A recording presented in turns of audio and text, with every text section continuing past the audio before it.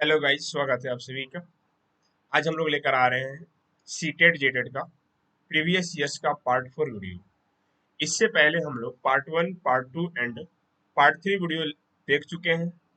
और हमेशा की तरह आज फिर से 10 क्वेश्चंस मैं लेकर आया हूँ जो पिछले वर्षों में पूछा गया क्वेश्चन है। ठीक है, चलिए। तो ये रहा क्वेश्चन नंबर फर्स्ट। क्वेश्चन में लिखा हुआ है कि एक बहुभुज के अंतःकोणों का योग 2160 डिग्री है। तो बहुभुज के भुजाओं की संख्या पूछा है।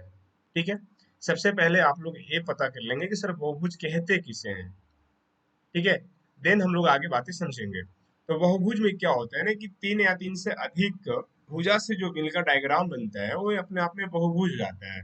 जैसे आप अगर चतुर्भुज को बोलेंगे तो भी एक अपने आप में क्या है, बहुभुज है ना। पंचभुज हो गया, षष्ठभुज हो गया, जिसको आप पॉलीगन, हेक्सागोन बोलते हैं, सेप्टागोन, ऑक्टागोन जो भी बोलते हैं आप, वो सब क्या है, एक बहुभुज ही है।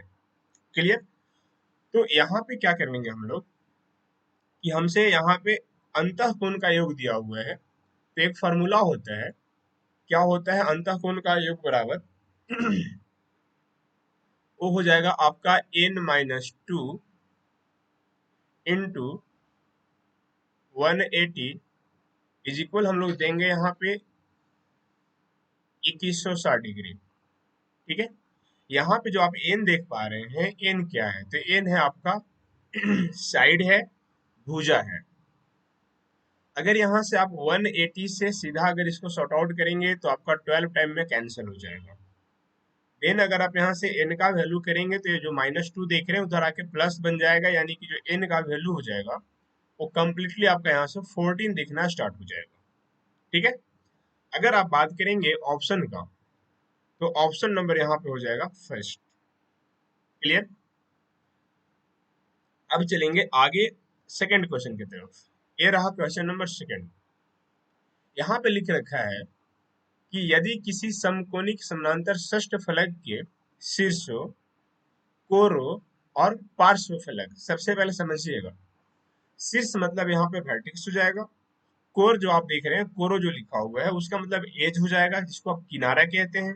और पार्श्व फलक जिसको आप सरफेस कहते हैं, कंप्लीटली वो हो जाएगा। यहाँ पे इसकी जो संख्या है ना, संख्या को यहाँ पे डिनोट किया गया है वर्टेक्स वाले को V से और एज वाले को E से, और जो यहाँ पे पार्श्व फलक है यानी कि जो सरफेस वाले को F से डिनोट किया गया है। तो आपको यहाँ पे समझना पड़ेगा कि सर वर्टेक्स होगा कितना। तो वर्टेक्स हो जाएगा यहाँ पे आपका 8 हो जाएगा। ठीक है, और ये हो जाएगा भी, वर्टेक्स 8 भी हो जाएगा। एज, किनारा, किनारा आपका हो जाएगा यहाँ से 12। और बात करें यहाँ से सरफेस का, तो वो हो जाएगा आपका, जब षष्ठ फलक है तो 6 ही सरफेस रहेगा। जब ये हमको V और E एंड F का अगर वैल्यू पता चल गया तो पुट कर देना है। हमसे क्या पूछा था, पूछा है हमसे V माइनस E और प्लस में पूछा है F। तो सर V का वैल्यू 8 रखेंगे, माइनस में 12 करेंगे और फिर से प्लस में 6 कर देंगे, तो 8 और 6 14, 14 में से 12 जाएगा, फाइनली आपको यहाँ पे 2 मिल जाएगा। ठीक है, तो आप बोल सकते हैं यहाँ जो आंसर होगा वो ऑप्शन नंबर फर्स्ट हो जाएगा। क्लियर है। चलिए नेक्स्ट, ये रहा क्वेश्चन नंबर नेक्स्ट। इसमें लिखा हुआ है उस त्रिभुज की अंतःवृत्त की त्रिज्या,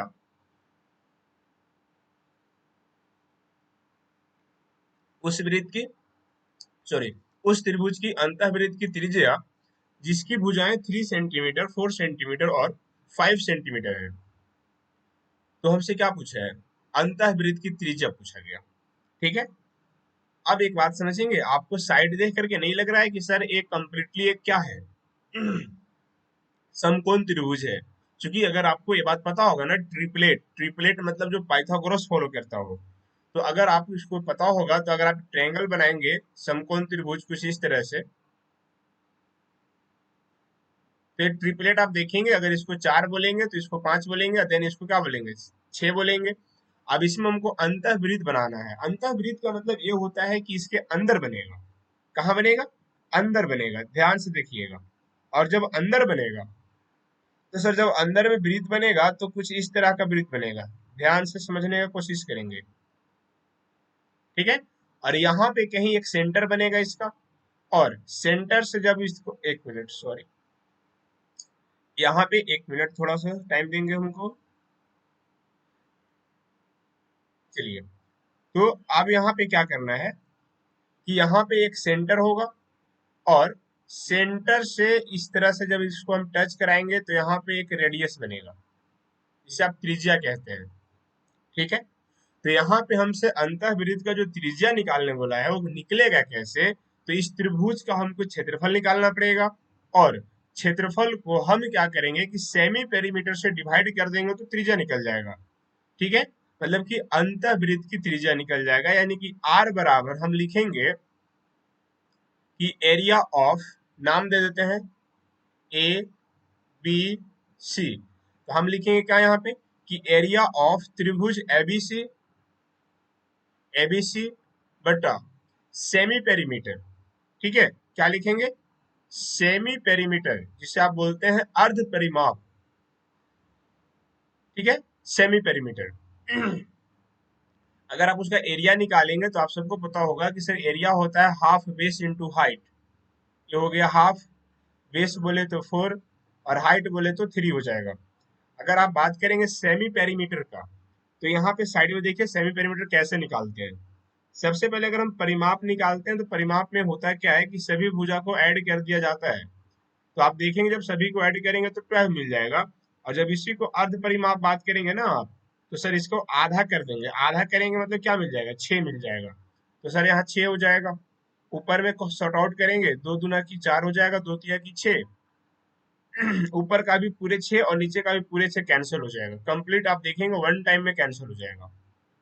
तो आप कह सकते हैं यहाँ पे कि सर यहाँ पे जो अंतःवृत्त का जो त्रिज्या बनकर निकलेगा वो निकलेगा 1 सेंटीमीटर, यानी कि सर अगर हम ऑप्शन की बात कर लें तो हम चले जाएंगे ऑप्शन नंबर डी को प्रेफर कर लेंगे। क्लियर है, चलिए नेक्स्ट। यहाँ पे समझिएगा, यहाँ पे लिखा है कि रोमन पद्धति में निम्नलिखित में से कौन सी संख्या गलत है। तो यहाँ पे एक झटके में आप देखेंगे ऑप्शन सी ए गलत लिखा हुआ है, ठीक है। आप देख लेंगे रोमन में कैसे लिखा जाता है। नेक्स्ट वन, ए रहा क्वेश्चन नंबर 5, यहाँ पे समझिएगा। लिखा है कि यदि एक प्राकृतिक संख्या p चार क्रमागत प्राकृतिक संख्याओं के गुणनफल में जोड़ी जाती है तो एक पूर्ण वर्ग प्राप्त होता है, तो p का मान है क्या होगा।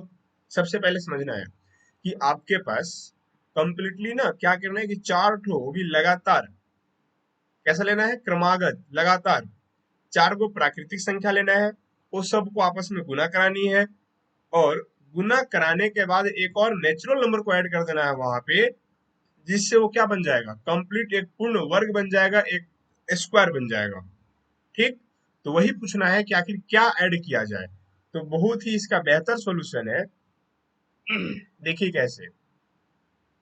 सर हमको क्या पता, आप एक मान लेते हैं कंटिन्यू, यहाँ पे हम ले लेते हैं प्राकृतिक संख्या, जैसे 1 इंटू 2 इंटू 3 इंटू 4 मान लिए, कितना हो गया, 4 हो गया। अगर इसको हम कंप्लीट गुना कर लें तो 2 1 जा 2, 2 3 जा 6 और 6 4 जा आ जाएगा आपका 24, ठीक है। हम क्या देखें यहाँ पे कि सर चार प्राकृतिक संख्या के गुणनफल तो मिल चुका है, अब खुद से सोचना पड़ेगा कि सर ये 24 में हम क्या ऐड करें, ठीक है। इस 24 में हमें क्या ऐड करना पड़ेगा, ताकि एक ऐसा नंबर चाहिए जो कंप्लीट एक क्या हो जाए, स्क्वायर हो जाए। तो सर एक काम करें कि आप यहाँ अगर प्लस में 1 कर लेंगे ना तो बन जाएगा कंप्लीट क्या, 25, और जब ये 25 बनेगा तो सर 25 एक कंप्लीट स्क्वायर नंबर है। क्यों, क्योंकि 25 का स्क्वायर रूट करने के बाद हमको 5 मिलता है, ठीक है। तो हमको ऐड क्या करना पड़ा, तो सर ऐड करना पड़ा हमें 1 ऐड करना पड़ा।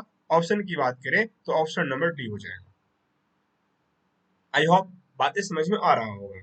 और जिन बच्चों को चीजें समझने में दिक्कत होगी ना, आप कमेंट बॉक्स में जाएंगे और वहां पे जाकर के कमेंट कर लेंगे, ठीक है। आपके जो भी डाउट होगा उसको बिल्कुल सॉर्ट आउट किया जाएगा। चलिए आगे, चलिए। ये रहा क्वेश्चन नंबर 6। यहाँ पे लिखा है कि यदि 21,168 is equal to the power a into 3 to the power b into 7 to the power c, जहाँ a, b और c प्राकृतिक संख्याएं हैं, तब 4a-5b प्लस c का मान होगा। सबसे पहले आप इसको फैक्टराइज करना पड़ेगा। देखिएगा, आपको यहाँ तोड़ना पड़ेगा 21,168 को। कुछ इस तरह से इसको तोड़ेंगे। पहले आप 2 से तोड़िए, तो आपका हो जाएगा 2 1 जा 2, ठीक है। और यहाँ से हो जाएगा 2 3 जा, और यहाँ से हो जाएगा 2 4 जा। अब आगे देखेंगे,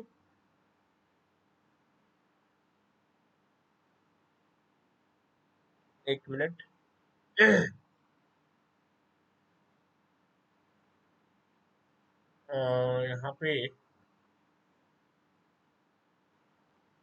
यहाँ पे थोड़ा सा मिस्टेक है।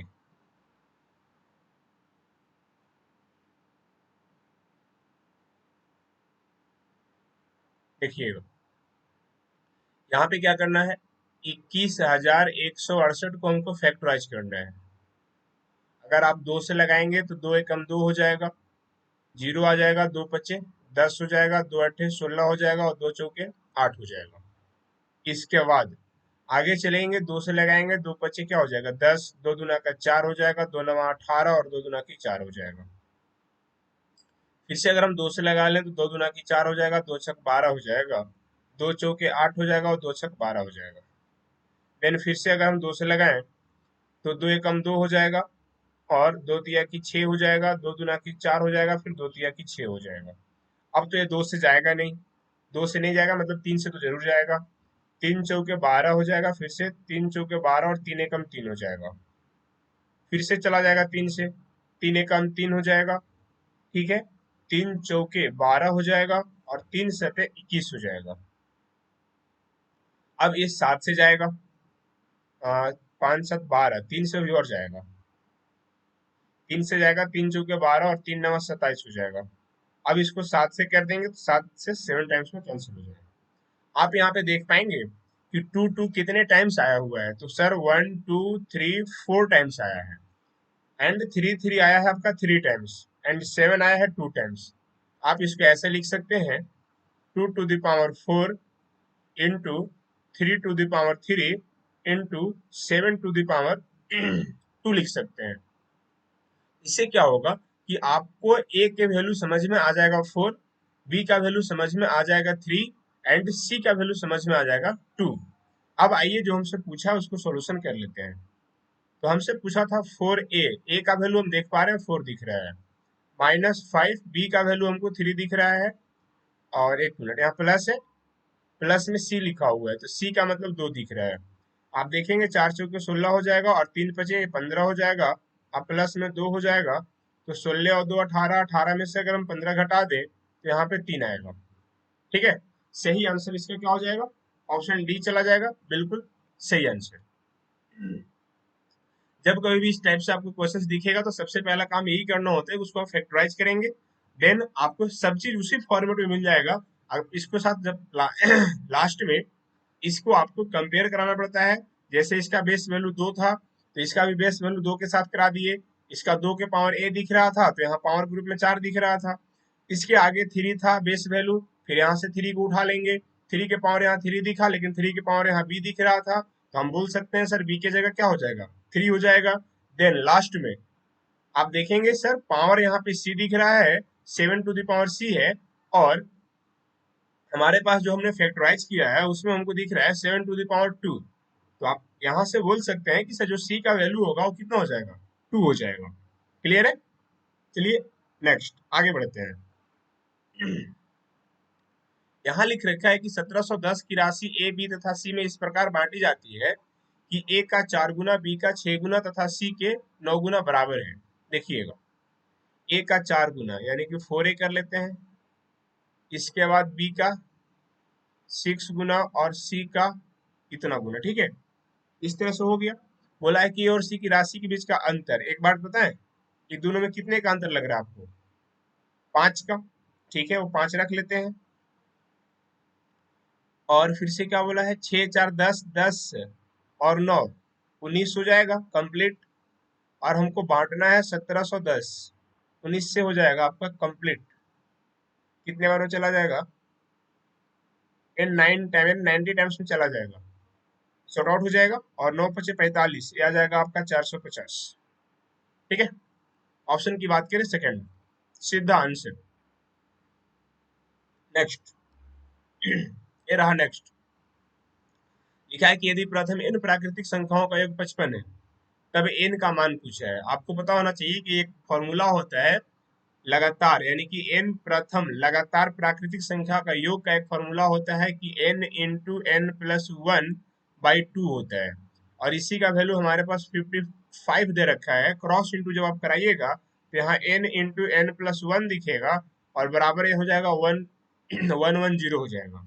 ठीक है, अब यहाँ से ना आप डायरेक्ट हिट एंड ट्रायल का मेथड इस्तेमाल कर सकते हैं। कैसे इस्तेमाल कर सकते हैं कि आपको सोचना पड़ेगा, आप खुद से सोच के देखिए कि सर n की जगह क्या रखेंगे जिससे कि अगर यहाँ पे मल्टीप्लाई करा ले तो हमको वहां पे क्या मिल जाना चाहिए, हमको 110 मिल जाना चाहिए। तो नॉर्मली आप देखिए, मैं यहाँ पे हिट एंड ट्रायल से ही बना दे रहे हैं, वैसे आपको थोड़ा सा लंबा चला जाएगा। तो आप यहाँ पे क्या देखेंगे कि सर n की जगह अगर हम 10 रख लें और यहाँ भी 10 रखेंगे और प्लस क्या था, 1 था, क्या सर यहाँ पे 110 आ जाएगा? तो बिल्कुल आ जाएगा। ये वाला 10 हो जाएगा और अंदर वाला 11 हो जाएगा। तो 11 यहाँ क्या हो गया, 110। यानी हमारा कंडीशन क्या करेगा, सेटिस्फाई कर दिया। तो किस नंबर पे सेटिस्फाई किया, तो सर n का वैल्यू हमें 10 लेनी पड़ी, तब हमारा कंडीशन सेटिस्फाई कर गया। तो हम कह सकते हैं कि सर यहाँ पे जो लगातार जो हमारा प्राकृतिक संख्या था वो टोटल 10 था। कितना था, 10। चलिए नेक्स्ट, ये रहा क्वेश्चन नंबर 9। लिखा है कि किसी संख्या का 4 गुना होना, किसी संख्या का 4 गुना होना उस संख्या में कितने प्रतिशत वृद्धि के बराबर है? एक बात बताइएगा, किसी संख्या में 4 गुना होना, मान लेते हैं कि मेरे पास पहले से नंबर क्या था, 1 था। अब इसी को हम 4 गुना कर देंगे तो ये नंबर क्या हो जाएगा, 4 हो जाएगा। बढ़िया बात है। पहले 1 था और अब कितना हो गया, सर पहले 1 था अब 4 हो गया। हम बोलेंगे कितना बढ़ गया, तो आप बोलेंगे सर पहले के हिसाब से 3 बढ़ गया। कितना बढ़ गया, 3 बढ़ गया। अब आप सब जानते होंगे कि सर प्रतिशत वृद्धि बराबर एक फॉर्मूला आप लोग क्या जानते हैं कि कितना बढ़ गया वो बात को ऊपर, किससे बढ़ गया, तो सर 1 से बढ़ गया वो बात को नीचे, आप प्रतिशत के लिए 100। तो आप कंप्लीट इसको अगर कैलकुलेशन कराएंगे मेरे भाई तो 300 आ जाएंगे। ठीक है कितने आ जाएगा, 300 आ जाएगा। ठीक है, ऑप्शन की बात करें तो हो जाएगा सेकंड। चलिए आज का लास्ट क्वेश्चन, ये रहा क्वेश्चन नंबर 10। लिखा है कि 2 अंकों वाली एक संख्या के दहाई के स्थान का अंक इकाई के स्थान के अंक से 3 अधिक है। मान लीजिए कि इकाई के स्थान पर अंक b है, तब वह संख्या क्या होगा? सबसे पहले आपको हम बताएंगे कि 2 अंक का संख्या माना कैसे जाता है। ठीक, जब कभी भी 2 अंक का संख्या मानना हो तो हम लोग कुछ ऐसे मानेंगे, 10x प्लस वाई, इस फॉर्मेट में हम लोग मानेंगे। ठीक है, एक फॉर्मेट है, एक तरीका है मानने का। ठीक है, अगर ये मानने का तरीका है तो आगे क्या करना है, हमको बोल दिया है कि इकाई के स्थान पर b है और जो दहाई के अंक का जो है ना वाला, जो दहाई वाला है वो इकाई वाला से 3 अधिक है। मतलब सर ऐसे समझिएगा, अगर इसको 10 रहने देते हैं, दहाई वाला है हमारा क्या, तो इसको हम b+3 लिखेंगे और इकाई वाले की जगह पे b रखेंगे। ठीक है, इकाई यानी कि y था, y की जगह b रख लिए, और जो हमारा x जो दिख रहा है ना दहाई, ठीक है, जो 10 प्लेस पे है, जिसको आप दहाई कहते हैं, वो इकाई वाला से 3 ज्यादा था। तो अगर इकाई वाला b है तो दहाई वाला b+3 हो जाएगा। अब अगर इसको थोड़ा सा अगर आप गुना कराएंगे तो सर ये हो जाएगा 10 गो b और 10 दिया के 30 हो जाएगा। और एक मिनट, ये प्लस में रहेगा और यहाँ से एक और आपको b दिख रहा होगा, तो 10 गो b और एक और b, कितने b हो जाएगा, तो सर ये तो हो जाएगा 11 गो b और प्लस में हो जाएगा 30। यही है आपका सही आंसर, 11b+30। कहाँ पे है, 11b+30 की बात करें तो ऑप्शन नंबर आपको दिख रहा होगा फर्स्ट। ठीक है, ऑप्शन क्या दिख रहा होगा? Option first. चलिए, तो आज का सेशन समाप्त हुआ, लेकिन हाँ, एक होमवर्क है आप लोग के लिए। इस क्वेश्चन को आप लोग स्क्रीनशॉट कर लेंगे या फिर वीडियो को पॉज कर लेंगे और इसका जो आंसर आएगा आप लोग का कमेंट बॉक्स में जाकर के आप कमेंट करेंगे। ठीक है, तब तक के लिए बाय, फिर मिलेंगे नेक्स्ट वीडियो में। आज के लिए इतना ही।